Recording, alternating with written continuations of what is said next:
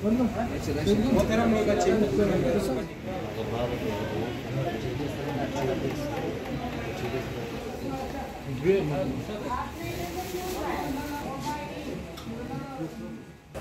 Rally में तकरीबन कम से कम 300-400 थे और हमें यकीन नहीं था कि वो हमें मार देगा।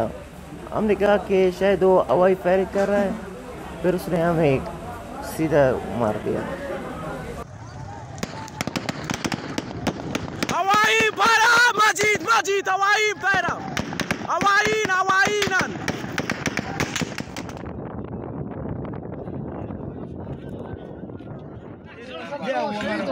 हमारा वो बंदा ले आओ, अपने हाथ में ले लो, उसको कैद में डालो या हमारे हाथ में लाओ इसको।